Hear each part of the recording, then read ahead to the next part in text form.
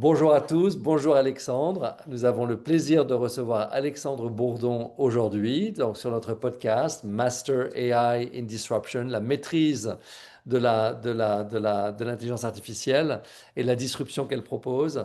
Et nous avons le plaisir donc de recevoir le co-founder de Lemni, une entreprise de construction basée au Québec qui travaille sur le marché francophone. Et voilà, maintenant, the floor is yours. Ah, pardon, je parle en anglais, pardon. La parole est à toi maintenant, je suis tellement habitué. Eh, La parole est à toi, merci, Alexandre. Voilà. merci beaucoup de nous recevoir là, sur le podcast. C'est très, très apprécié. Je pense que le marché du Québec est un marché en soi très spécial. Puis on est vraiment très choyé d'être capable de partager un petit peu les expériences qu'on vit en ce moment. Puis un marché qui change énormément ces temps-ci.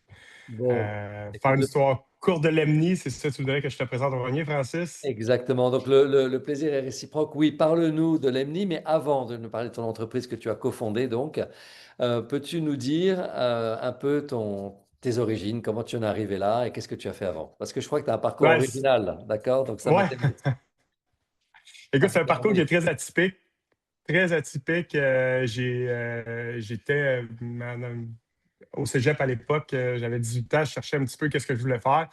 Puis, mon frère était dans l'armée au collège militaire à Saint-Jean.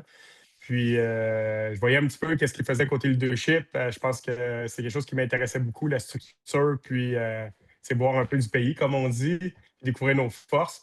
Puis c'est ça que j'ai été chercher. J'ai été faire le collège militaire à Kingston, en Ontario, où j'ai complété un bac en sciences spatiales. Grosso modo, c'est un petit peu tout ce qui s'appelle mission planning dans l'espace, là. C'est vraiment autant du mission control que gérer un projet de bâtir un cube satellite ou de désorbiter un satellite, comment le décommissionner dans le temps. Donc ça, c'était mes premiers 4 ans au collège militaire. Puis par la suite, j'ai pu faire une maîtrise en physique. Entre-temps, quand on est dans l'armée, il faut avoir, comme on dit, un trade qu'appelle, c'est un métier. Puis j'étais pilote aussi. Donc, l'hiver, je faisais mes formations académiques et l'été, je faisais mes formations de pilote et d'officier dans les Forces armées canadiennes. Donc, Wow. c'était un beau Alors, parcours. J'ai fait 7 ans là-dedans. 7 ans, 7 ans. Et alors, et la construction, alors? Comment c'est Ben, arrivé c'est dans ta ça. vie? Ben, en vérité, je viens d'une famille d'entrepreneurs dans la construction, puis j'ai toujours été passionné par le milieu du bâtiment. Mais au niveau des opportunités au Québec dans les années, tu sais, de 2004, on traversait des récessions. 2011, le marché n'était pas vraiment intéressant. Puis quand je suis rentré dans l'armée à l'époque, c'est quelque chose qui m'intéressait, mais c'était pas quelque chose qui m'interpellait. Puis j'ai réalisé après 7 ans dans les forces, écoutez, j'étais à Portage de la Prairie, pas à Portage de la Prairie, à Moose Jaw, Saskatchewan. Je venais de finir ma phase 2 de pilote. J'étais sur le point de la compléter. Puis j'ai réalisé que c'était pas pour moi. J'avais une passion pour la construction. Fait que j'ai été rencontré au major, puis j'ai été y dire comme quoi que je n'étais pas intéressé à poursuivre le métier de pilote après 7 ans dans les forces. Puis ma vraie passion, c'était la construction. Le major, la première chose qu'il me dit, tu veux-tu voir un psychologue? Est-ce que tout est correct? Je dis non, non, tout est correct. Je vais y aller vraiment pour mes passions. Puis je suis sorti de l'armée. J'ai refait un bac en ingénierie à l'ETS. Puis ça fait à peu près 11 ans que j'évolue dans ce beau milieu-là. Puis je ne regrette pas une journée mon choix de ce côté-là. Je n'ai pas retouché à. Je n'ai pas revolé depuis que je suis sorti de l'armée, là. Donc, c'est pas quelque chose qui me manquait puis j'avais besoin dans ma vie, là. Bon, alors donc 7 ans 11 ans de la construction, c'est ça? 11 ans de la construction, tu m'as Ouais, dit? exactement. D'accord. 11 ans, là, bientôt, D'accord. là. 7 ans dans l'armée, Ouais. 11 ans de la construction. Donc aujourd'hui, c'est quoi l'état de la société? Lemni, lemni.ca, lemni.k. Ben, l'EMNI, on a commencé, je pourrais peut-être commencer à vous dire comment ça a commencé. C'est 3 jeunes actionnaires, ben, 3 jeunes, on va dire, passionnés de la construction qui voulaient devenir actionnaires dans une bonne compagnie qui était bien établie. Malheureusement, la situation ne s'est jamais présentée. Puis là, on se posait la question, comment on fait, nous, d'abord, pour construire nous-mêmes? Fait qu'on a décidé de se lancer. euh, la veille de la pandémie, tout arrête. Puis là, c'est offrir des services de construction pendant que l'industrie de la construction est en train de planter ou peut-être repartir. Fait que c'était très difficile à l'époque de se trouver un client, mais étant donné qu'on avait un bon réseau de sous-traitants et de clients potentiels, Ça n'a pas pris de temps qu'on a décroché un contrat comme consultant au Maestria, qui sont les deux plus grosses tours à Montréal, résidentiel lourd. On parle de deux tours de 60 étages. Moi, je suis rentré là comme surintendant, jeune surintendant, pour restructurer un petit peu la production dans les tours à condo. Mhm. C'est un projet d'envergure d'à peu près plus de 500 millions. Puis c'est vraiment le défi d'une vie, là. J'ai passé 2 ans et demi à me lever à 3h30 le matin, arriver à 4 heures sur le chantier, 4h30, faire ma planification, puis finir dans le coin de 5-6 heures le soir. Puis à tous les jours, c'était vraiment un bon défi. Fait que c'est comme ça qu'on a fait notre nom initialement. C'est comme ça que... On a bâti notre nom comme jeune entreprise avec un gros projet comme ça. Puis Bien par la sûr. suite, le client, qui était Édifique Construction, avait des besoins sur d'autres chantiers pour de la surintendance puis de la gestion de projet. Donc, moi et mes partenaires, on a pris d'autres projets aussi chez Édifique Construction qui demandaient d'être restructurés parce que nous, on a une certaine expertise qui est vraiment très nichée dans le résidentiel lourd. Mhm. C'est Mhm. là qu'on se démarque. J'ai rien fait d'autre dans ma vie que de l'immeuble Génial. locatif ou à condo Alors, résidentiel. qu'est-ce qui marche bien aujourd'hui chez Lemni? D'accord? Et qu'est-ce qui a été difficile? Qu'est-ce qui marche bien, c'est la gestion collaborative. On est d'emblée, jour 1, on expose un petit peu la situation. On n'essaie pas de prendre avantage d'aller chercher des extras. On n'est pas une compagnie qui va chercher son profit sur les extras. On mise sur le long terme avec nos clients. Donc, quand on commence un projet, on a un forfait X qui est défini pour une vingtaine de mois. Puis après ça, si le projet s'éternise, ben c'est dans mes poches. Puis si le projet va plus vite, on réalise un profit, puis le client il est plus content à la fin. Pour qu'est-ce D'accord. qui est des toutes les extras ou les demandes de changement, on ne charge pas d'extra de ce côté-là. Donc, pour le client, lui, il est un petit peu plus rassuré, étant donné qu'on se met, comme on dit, au bat avec lui, là. Donc, on prend un certain risque partagé de ce côté-là. Qu'est-ce qui va moins bien de ce côté, c'est qu'on est une jeune entreprise puis on fait encore nos preuves. Donc, on doit quand même démontrer aux banques, les cautionnements, comme quoi qu'on a les reins assez solides pour prendre un projet de 20, 30, 40 millions en exécution. On est capable de le faire, mais là, c'est juste une question de temps de bâtir un historique, d'être patient, bâtir notre équipe. Ce qui va vraiment bien en ce moment, on a plus de 10 chantiers, mais réellement, c'est que le temps, là. Si j'avais une baguette magique de shorter ça et de nous projeter dans les 4 prochaines années, je pense que ça serait ça le but, là. C'est de juste démontrer qu'est-ce qu'on fait, puis on le fait bien. Mhm. Avec des objectifs financiers particuliers, des objectifs de vente, des objectifs de rentabilité, des... Bien, nos objectifs, en vérité, on va le parler en termes de chantier. Puis, au niveau des objectifs financiers, sont tout le temps en fonction d'un certain pourcentage de la valeur du chantier. Donc, pour cette année, on va se concentrer sur 8 chantiers à 10 chantiers. Puis, en 2026, on doit juste aller chercher un chantier supplémentaire pour que notre carnet de commandes soit complété. En 2027, c'est 2 autres chantiers et c'est tout. D'accord. Donc, nos objectifs sont quand même assez simples. Puis les clients dans le résidentiel lourd, il n'y en a pas beaucoup. Donc, on travaille essentiellement avec Monded, l'Utile, qui est un OBNL qui fait des résidences accessibles pour les étudiants ou les Ah, personnes, justement, qui sont à faible revenu. Puis, par la suite aussi, on a des particuliers qui ont des projets, des 30 unités en bois locatif standard là-dessus. Fait que autant on touche à des grosses unités qu'on va toucher à des plus petits projets, mais quand c'est du résidentiel, c'est là qu'on est performant. et alors, en matière d'organisation, de process, qu'est-ce que ça signifie Ouais. de prendre un chantier chaque année? Est-ce que l'IA joue un rôle dans tout ça aujourd'hui? Oui, oui, on a implanté justement le ChatGPT le 5.1. On a la version entreprise. Mhm. Puis ça nous aide beaucoup au niveau des ressources humaines parce qu'on utilise aussi le profilage, mettons, des différents candidats qu'on a dans la compagnie qui font Mhm. des tests psychométriques. On injecte ça par la suite dans justement notre chatbot qu'on appelle. Puis il nous explique comment faire mieux fonctionner les équipes. Fait que au niveau des ressources humaines, ça fonctionne très bien. Puis ça fait des beaux mix de ce côté-là. Ça nous permet de mieux savoir comment communiquer avec certains de nos employés Mhm. ou collègues de travail. Puis ça ramène un petit peu à la base, tu sais, OK, hey, tu vas peut-être plus travailler de cette manière-là avec cet individu-là. C'est trois Mhm. petites lignes très simples, mais qui résument un document d'à peu près 50 pages que des fois, on n'a pas toujours le temps de lire et d'apprécier au Ouais, complet ou de le résumer de la bonne manière. Je trouve que l'IA nous aide énormément de ce côté-là. Là-dessus, au niveau des ressources humaines, au niveau stratégique, puis aussi juste à tous les jours, là, au niveau de la rédaction des courriels, des suivis, de résumés, de rapports. ouais. Ça nous aide énormément parce qu'on traite beaucoup de volume aussi là, Mhm. de ce côté-là. Donc, l'IA est partie prenante dans notre succès chez Lemni parce qu'on pousse beaucoup de ce côté-là. Mhm. Est-ce que vous avez mis en place des agents déjà dans les tâches Euh, administratives, automatisées, des choses comme ça? En ce moment, on explore l'option de justement extraire de la donnée de Procore puis de la gérer, générer des tableaux de QRT, de réponses possibles à différents problèmes qu'on aurait sur les chantiers. Une QRT, c'est vraiment une question-réponse technique.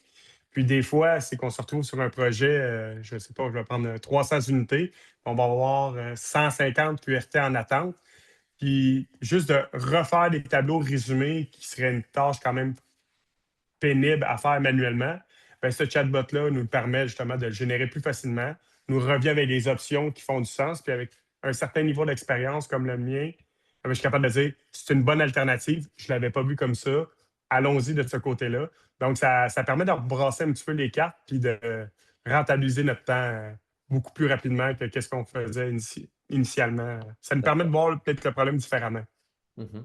Donc, il y a deux piliers dans une entreprise. Il y a aller Oui, chercher des clients et puis après servicing the clients, right? Donc, oui. aller chercher des clients et puis après apporter vos services à vos clients. Donc, comment vous faites pour aller chercher des clients? Quel est votre process? C'est le milieu de la construction, c'est probablement le milieu le moins évolué. Tu sais, point de vue réseautage, c'est vraiment du bouche à oreille. Il n'y a pas de placement par courtier. C'est vraiment comment on se démarque, puis qu'est-ce qu'on fait nous autres, puis on encourage le monde à venir sur nos chantiers. On montre vraiment qu'est-ce qu'on fait. Puis les clients, la première approche qu'on fait, c'est des fois, ça va être d'une référence à une autre qui serait intéressé de voir comment on produit. Puis je pense que c'est la meilleure publicité, c'est d'ouvrir nos livres, nos processus, puis de démontrer comment on construit.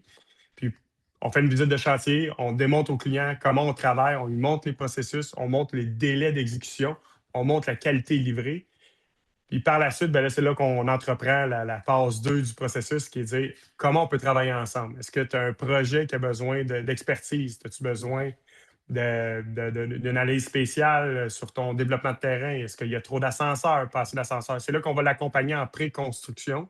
Puis Mhm. par la suite, cette pré-construction-là nous amène vraiment à un projet en place qu'on peut vraiment opérer. Donc, c'est un processus qui va prendre entre 1 et 2 années généralement. Donc, c'est long, mais c'est le processus qu'on a. S'il y en a un qui est différent, je serais bien curieux de l'apprendre, mais pour le moment, c'est le seul qu'on connaît. Et revenons à l'objectif commercial. Donc, tu disais un chantier nouveau en 2026 et deux chantiers supplémentaires en 2027. OK? Pourquoi ces chiffres et pourquoi pas 5 chantiers nouveaux et 10 chantiers? Ben, c'est basé sur la capacité de notre main-d'œuvre. On est très, très axé sur les processus, puis ça vient de mon côté dans l'armée. J'aime qu'un processus soit exploité, compris, puis acquis. On ne veut pas grossir trop vite pour se retrouver avec plein de chantiers qu'on n'a plus de contrôle. Nos surintendants qu'on a chez l'EMNI, c'est des jeunes surintendants qui sortent de l'école, qui connaissent pas grand-chose à la construction, mais qui ont toute la volonté de vouloir apprendre.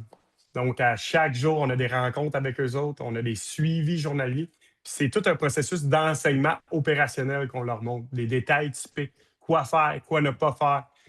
Puis cette maturité-là en surintendance nous oblige à prendre notre temps. C'est toujours facile d'aller chercher quelqu'un à l'externe qui ne connaît pas nos processus, mais c'est pas garanti qu'on va avoir la qualité qu'on veut. Donc, nous autres, on contrôle notre construction avec nos gars à l'interne. Et Donc, c'est pour ça j'entends, qu'on pardon, c'est pour ça qu'on grandit lentement, mais je sûrement. comprends. Donc, Et je comprends qu'il y a donc un enjeu de transmission, n'est-ce pas? De transmission oui, de savoir-faire. D'accord? OK. oui. OK. C'est difficile, cette transmission? Ça prend beaucoup de temps? Est-ce que ça pourrait être mieux fait plus rapidement ou Ben, c'est un milieu, la construction, on a des échéanciers, on a justement des planifications de main-d'œuvre, mais c'est un milieu qui reste quand même très chaotique. Puis le surintendant, comme je pourrais vous expliquer, c'est comme un chef d'orchestre qui gère, ou une cuisine, c'est un chef qui gère la production de sa nourriture en fonction des intrants, des commandes qui sont jamais 100% bien définis. On sait combien on va faire de plats dans une soirée, mais il va y avoir certains rushs qui vont se présenter qu'on n'a pas nécessairement vu là-dessus. Peut-être que ça va être un enjeu d'approvisionnement de fenêtres qui va nous obliger d'avancer certains secteurs. Peut-être que ça va être le béton qui va être problématique. Donc, on aura une progression aussi rapide. Donc, tout ça, cette gestion-là du chaos passe à travers les mains du surintendant là-dessus. Ça va bien, c'est pas si pire que ça, mais ça reste que il y a beaucoup de finesse là-dedans, puis ça s'enseigne pas malheureusement à l'école.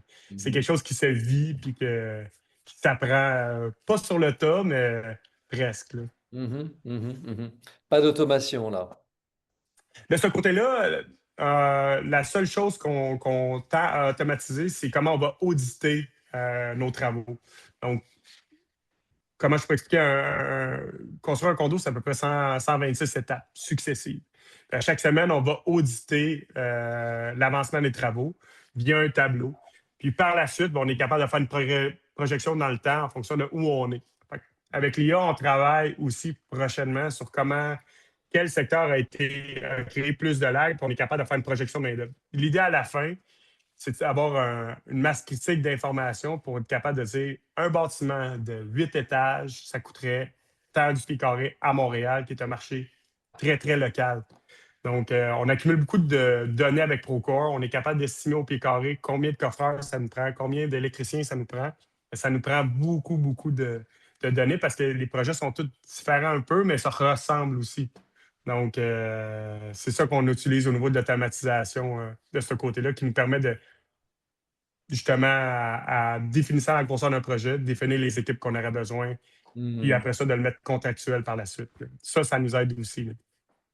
Alors, on sait où tu veux être dans 12 mois, on sait où tu veux être dans 24 mois, et c'est quoi après les 24 mois? C'est quoi donc la prochaine étape? En Ben, 2020, l'EMNI, c'est bon. 2028, 2029, 2030, c'est quoi? Le chemin est quand même assez. Le chemin est tracé. On le voit comme un jeune bureau de professionnel, un petit peu comme un bureau d'avocat. Puis, comment ça marche aussi avec les surintendants ou le personnel clé, ils vont tous faire partie d'un actionnariat dans la compagnie. Donc, ce n'est pas l'ancien modèle que c'est juste un employé qui perçoit un salaire. C'est un employé qui va être actionnaire puis qui va percevoir des bénéfices aussi à la fin, dépendamment de la performance de la compagnie. Ça crée beaucoup de rétention de ce côté-là parce que la main-d'œuvre, on est une compagnie de service, on se mentira pas. On est juste aussi bon que la qualité de notre main-d'œuvre. Donc, on doit garder ce main-d'œuvre-là. L'idée, c'est de créer justement cette masse critique-là de 50 employés en 2030-2035 performants.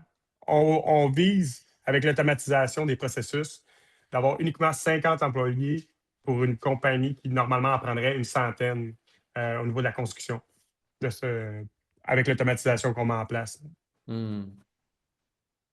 Très bien. Et quelle sera la plus grande difficulté alors dans ce processus que tu anticipes? Ah, ça va être la rétention, ça va être le personnel. La seule chose qu'on n'a pas de contrôle, c'est l'être humain. Je pense que les processus sont simples. Les mettre en place, ça prend du temps. De faire le suivi, ça va être un bon défi, être sûr que tout le monde est bien centré sur les objectifs.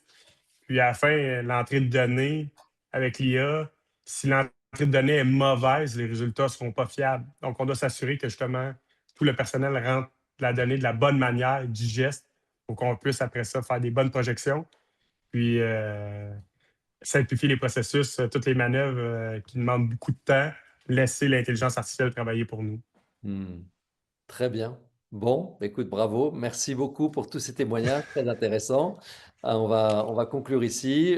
Merci encore à Alexandre Bourdon, le co-founder de lemni.ca Canada, et une entreprise de construction ambitieuse mais raisonnable et fondée sur des principes euh, solides, clairement solides.